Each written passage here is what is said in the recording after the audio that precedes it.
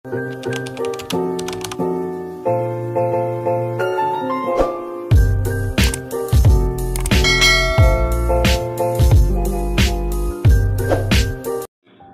everyone! So for today's video, tuturuan ko po kayo kung paano nga ba magbukas ng GSave account, lalo na yung CIMB dito sa GCash. So as soon as mag-open ka ng GCash account mo at verified user ka na, pwede ka nang mag-open ng GSave account.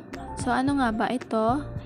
Ito ay isang bank account kung saan pwedeng ma-insured yung pera mo up to 500,000 pesos. At ang maganda pa dyan, pwedeng tumubo yung perang iniipon mo dito. So, imbis na nasa GCash wallet mo siya, pwede mo siyang ilipat dito sa GSave mo. Mamimili ka lang kung etong Uno Digital Bank, Maybank, o CIMB sa Cebuana or sa BPI. So, ngayon, i-open lang natin ay itong CIMB. So, ayan, ganito dapat yung makita mo. So, dito merong option. Pwede kang mag-open dito ng savings account. So, ngayon, ang makikita natin dito ay 2.6% interest rate annually. So, merong pagkakataon na mas mataas yung ino-offer nilang interest rate, lalo na kung may promo. Basta ang gagawin mo lang ay mag-deposit ng pera dito at hintayin na tumubo yung pera mo. At ang interest rate nga pala dito ay per year. So wala itong maintaining balance, pwede ka ring mag-withdraw at mag-deposit. So anytime for free. So i-click lang natin itong open savings account at siguraduhin lang na pasok tayo dito. May mga requirements kayo kasi kailangan mag-submit ng valid ID. At kailangan din mag-verify ng email address. So, i-click lang natin itong continue para makapag-proceed. At kailangan mag-provide tayo ng mga information na nakikita natin dito. So, fill upan nyo lang ito. So, dito sa bandang baba, are you a politically exposed person? So, ibig sabihin ito, may kamag-anak ka ba? Or close associate na taong nakaupo sa gobyerno? So, sa akin, no. Then, dito, are you a citizen or resident of the United States? So, i-click natin itong no. So, dito, number of expected transaction. So, pwede kayo mamili dito. Then, i-click natin itong next.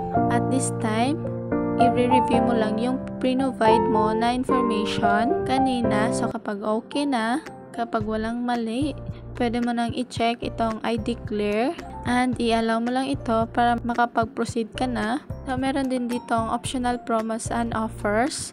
Sa akin, hindi ko na ito i-check. So, i-click natin itong open a savings account.